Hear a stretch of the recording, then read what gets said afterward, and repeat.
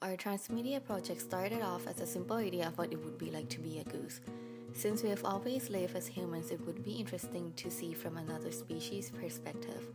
It could enhance our understanding of the nature and also possibly gain reflection about ourselves. The transmedia experience involved a consistent relationship between the platforms: documentary, exhibition, and mobile game. The driving contents between them are the main conflicts between human and Canadian geese: coexistence, territorial overlap, and breeding regulation. The way that each platform is designed is based on the concept of being the goose, as well as humans' observation. The documentary provides informational yet inspiring facts from historical to present issues between human and Canadian geese.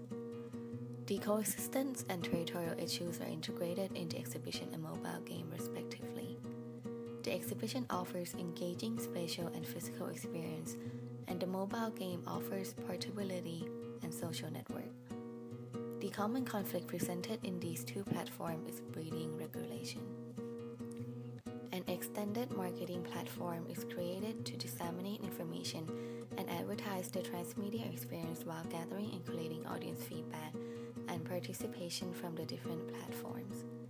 The gathered feedback are shared on our social media platform, which includes websites, Facebook pages, and Twitter handles. They also serve as the main marketing strategy that provides information about our upcoming exhibition events, game upgrades, and promotions, as well as documentary releases. The documentary caters to those who prefer films, TVs, and radios as their forms of entertainment. It provides a narrative of the Canadian geese history, how they affect human life, and how we affect them. The scenes show similar environment and cityscapes with the mobile game and exhibition. Throughout the course of the documentary, there are also QR codes which links to the project's marketing platform. The viewers can scan the code and they will be directed to more promotions and advertisement about the documentary and future episode descriptions. Short commercials are inserted to promote the video competition, where anyone can submit their own videos by uploading to our YouTube channel. They can keep track of their submission and winners through the marketing platforms. The documentary starts with a flock of Canadian geese in the sky, followed by scenes of the early 20th century when the overhunting of geese and their loss of habitat had resulted in a serious decline in their population in its native range. The Canadian geese were later officially protected for the following decades, which resulted in an increasing growth rate. With their overpopulation, geese were seen as disturbance as they cause air crashes, their invasion and waste destroy golf courses, and their habit of eating proving too much affects food production on farms, and they also destroy people's life on beaches. This caused furious among the people and resulted in geese killing. The documentary ends with the reflections of how we have treated the Canadian geese and raise questions to the viewers if the Canadian geese are to be blamed for all the problems that happen, or if it's actually the humans that have been taken over by greed and selfishness and want to take over the world. The exhibition aimed to be a place where everyone in a family could enjoy.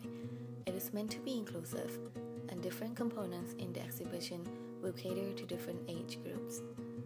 The transmedia experience continues through the exhibition's two main components, the theater and interactive games. As the feature film in the theater expands the environment and conflict issues mentioned in the documentary, one of the interactive games also connects to the mobile game, and the winner from the competition will also be exhibited. The schematic plan shows that there is a clear flow throughout the exhibition. The visitors have the option to attend the theater scheduled session or participate in the interactive games first. The concept of taking a role of a goose starts right from the reception area. As a visitor walks in, a sensor system would detect their entrance, and a goose would be added to the display ceiling. The theater offers an engaging cinematic experience. The walls, ceiling, and floor work together in displaying a short film about Canadian geese.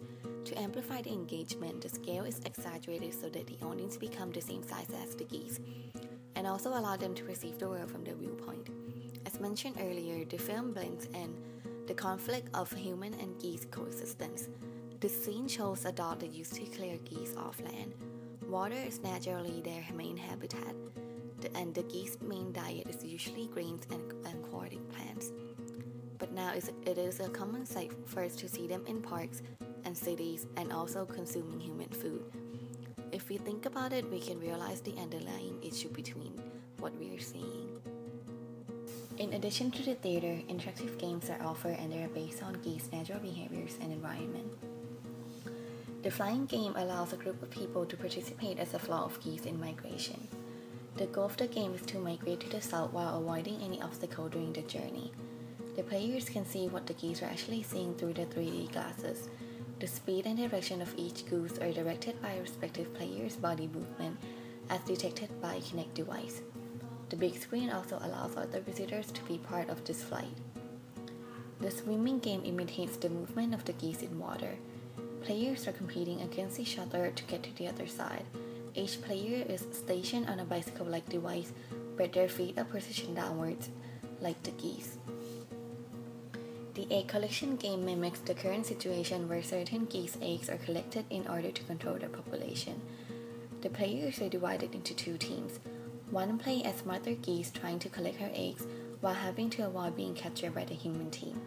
This game relates to a part in a mobile game where one of the goals is to collect eggs. But here the users are experiencing it physically instead of simply through their fingertips. In each interactive game area, there is also an area provided for kids. There are interactive life-size geese robots in the designated area.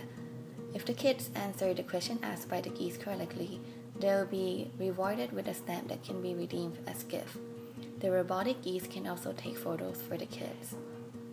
There are also digital stations where kids can draw their own geese, which then will be displayed on the wall. If they have the Poo Poo Goose app, the drawing can also be transferred wirelessly into their mobile. Mobile games are catered to those who have phones and who are always on the go. These can be played during their pastime inside subways or buses. Also, the simple gaming logic caters to younger generation or kids who like to play games.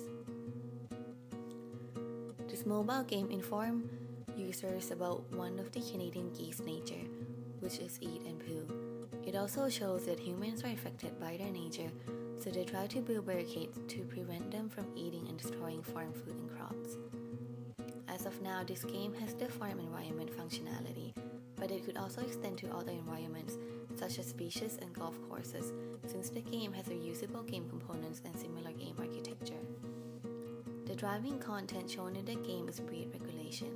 The geese overpopulation causes egg collection by humans to stop the Canadian geese from crowding up the environment. These screenshots show several scenes that users would be able to see. The game is called Poo Poo Goose. The goal of this game is to get certain number of food for every level. The catch is you have to avoid getting caught by Farmer Pete. To avoid Farmer Pete, you have to tap on an open space to direct the goose to that certain location. You can double tap to let the goose poo on that space.